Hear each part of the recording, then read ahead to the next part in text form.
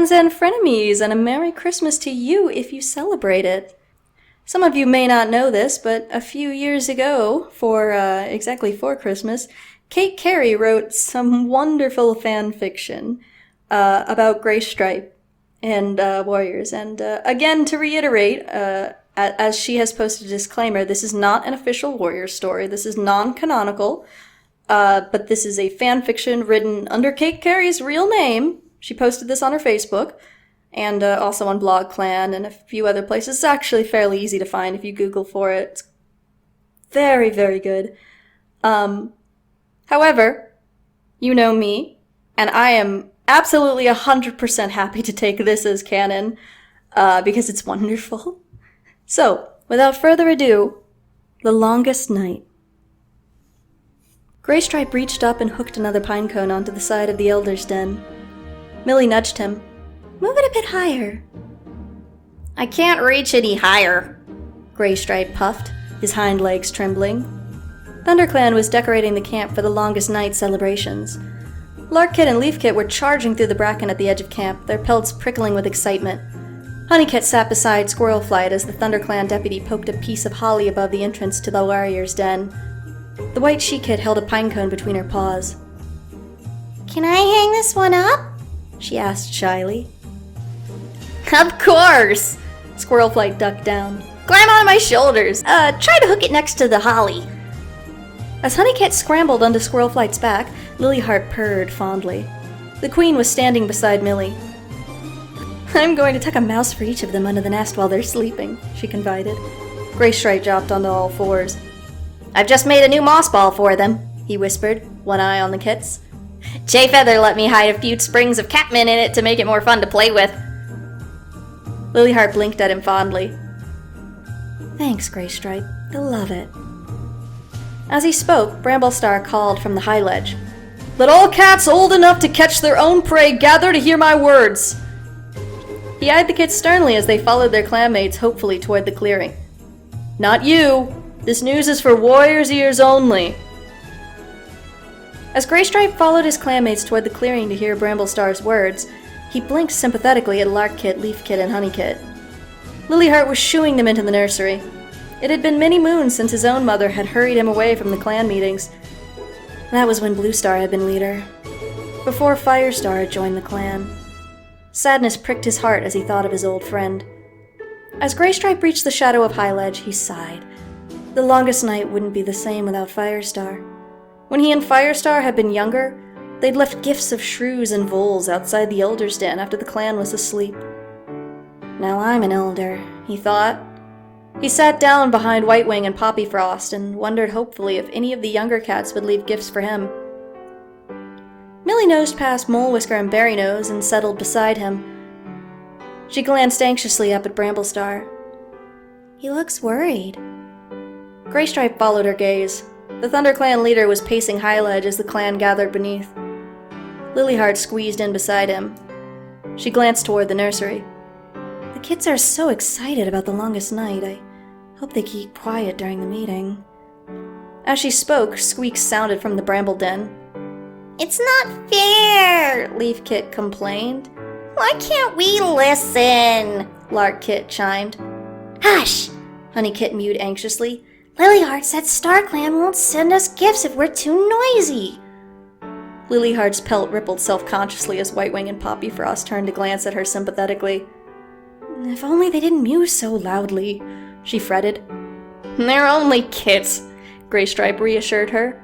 He could smell fresh mouth on her breath. His belly rumbled and he leaned closer to Millie. I hope whatever is worrying Bramblestar doesn't take too long. I'm hungry. He eyed the prey pile longingly. There was only a skinny thrush left. The clan was in the deepest part of Leafbear. But tomorrow the days would begin to shorten and prey would start to return to the forest. Bramblestar interrupted Graystripe's thoughts. He stared down from the high ledge, anxiety glittering in his gaze.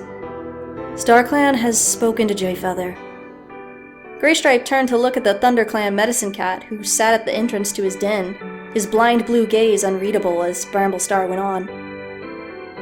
Clear Sky warned that the Longest Night may never end. Mews rippled uneasily through the clan. A squeak of alarm sounded from the nursery. Leafkit was peering out. Does this mean we won't get any gifts? Bramblestar's gaze flashed toward the kit.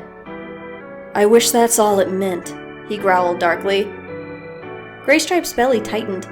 The longest night may never end? What could StarClan mean? He looked at the sky. Thick snow clouds were gathering over the hollow. Millie shifted closer, her soft fur brushing his, and called up to Bramblestar. Did StarClan tell us what we should do? Bramblestar returned her stare. Did StarClan tell us what we should do? Bramblestar returned her stare blankly. They say that dawn will only return when we have found the star. Graystripe struggled through the thick snow that swamped the clearing. The trenches which ThunderClan had dug yesterday were already filled with fresh snow so deep his paws couldn't reach the frozen earth beneath. He shivered as ice-cold air pierced his pelt. The snow was still falling, the sky as dark as it had been since the longest night. Blizzards had ravaged the forest for 3 days. At least the wind had dropped this morning, and through the eerie silence, Graystripe could hear branches creak and snap under the weight of snow. I'm starving. Honeykit's plaintive mew sounded through the snow-blasted nursery wall. We'll be able to hunt soon, Lilyheart promised. Graystripe hoped the queen was right. His own belly was hollow with hunger. The blizzard had made hunting impossible. A clump of snow landed beside him. He looked up. Bramblestar was gazing down from high ledge. The blizzard stopped, Graystripe observed hopefully. Perhaps the longest night is finally over. We haven't found the star yet, Bramblestar growled darkly. Graystripe's belly tightened as he remembered StarClan's prophecy. The longest night will not end until you have found the star. The ThunderClan leader glanced at the sky. Darker clouds were moving in. It looks like another blizzard is on the way. We should hunt while we can, Graystripe advised. I've already sent out 2 patrols. Bramblestar nodded toward the entrance where the snow had been churned by paws. I'll go and help them. Graystripe couldn't stay in his den while his clanmates were starving. It's too cold, Bramblestar warned. Your pelt's not as thick as it used to be. You should stay with Millie. Graystripe glared at him. My pelt is thick enough, he growled. And in snow like this, prey will be hard to find. I want to help my clan. Bramblestar nodded. Then I'll come with you. He scrambled down the rock tumble, spraying snow over Graystripe. Graystripe shook it from his pelt. He scented an iron tang in the hardening wind. The fresh blizzard was closing in fast. We don't have long. Bramblestar caught his eye, fear glittering in the amber depths. Let's hurry. Together, they headed for the entrance. Wind scoured snow from the branches as Graystripe and Bramblestar pushed through the strengthening wind. Bramblestar slowed. We should head back to camp. We haven't caught any prey. Graystripe shook out his pelt. Snow clung to his fur, frozen at the tips. His paws stung in the icy cold. Lilyheart's kits are starving. We won't help them by freezing to death in this storm. Bramblestar gazed at him solemnly. Graystripe pushed on through the snow. There's a mouse nest ahead. I found it moons ago. It was always a good place to hunt and leaf bear. He glanced over his shoulder at Bramblestar. You head back. I'm not leaving you. You need to check the other patrols got home safely. They're more important to the clan than me. Graystripe saw hesitation flash in the ThunderClan leader's eyes and knew he'd hit a nerve. The clan needs you. I can take care of myself, he pressed. The nest is only a few tail lengths ahead. I'll check it and head back to the hollow. Oh, okay, Bramblestar conceded. But don't be long. He dipped his head, then turned toward camp. The wind roared now and rocked the trees. Snow whipped between the trunks. Graystripe narrowed his eyes as flakes stung his face. As he headed for a tall oak, memories flooded him. He'd hunted with Firestar on a day almost as snowy as this. They had both been paws in the days before they'd come to the lake and had competed to see who could take the fattest mouse home to the prey pile. Hunger growled in his belly, jerking him from his thoughts. Was the mouse nest still here? Would he find it if he dug deep enough? A flash of fire caught his eye. Stiffening, he stared between the trees. Through the haze of swirling snow, he could see an orange pelt. A tom? What was another cat doing out here? Had a kitty pet got lost in the storm? The tom's pelt seemed to sparkle as though stars were caught in his fur. Graystripe caught his breath as an old, familiar scent touched his nose. 2 green eyes flashed as the tom turned to look at him. Graystripe's heart leapt. Firestar! He heaved himself through the thickening snow. Firestar blinked as he saw him. Is that you? Of course it's me! Graystripe reached his old friend, joy flooding his chest. What are you doing in the old forest? Firestar stared at him bleakly.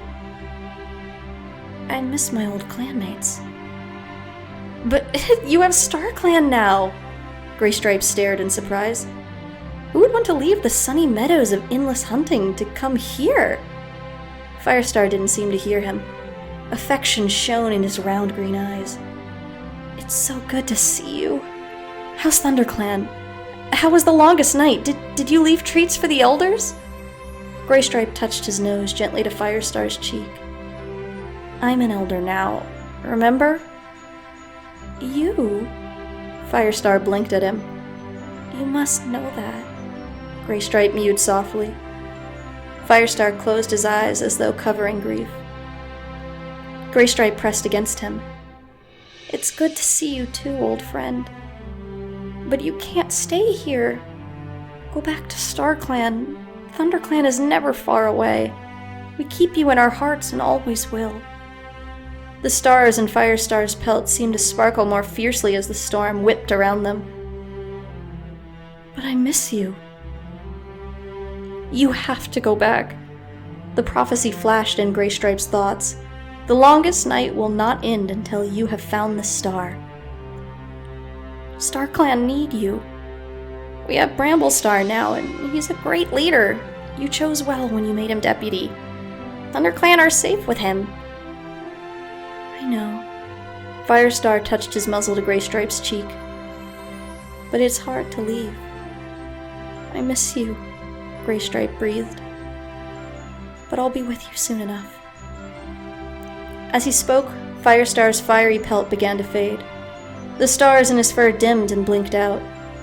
He grew pale until only paw marks showed where he stood. Goodbye. Grief swamped Graystripe as the wind snatched Firestar's lingering scent. Suddenly, the snow ceased. The wind eased and the trees grew still. Silence gripped the forest. I found the star. The blizzard was over. The longest night had ended at last. Graystripe's heart lifted as he heard the sound of prey scrabbling beneath the snow. Mice. Lilyheart's kits would eat today. The memory of Firestar burned bright in his thoughts as he began to dig eagerly towards the mouse nest.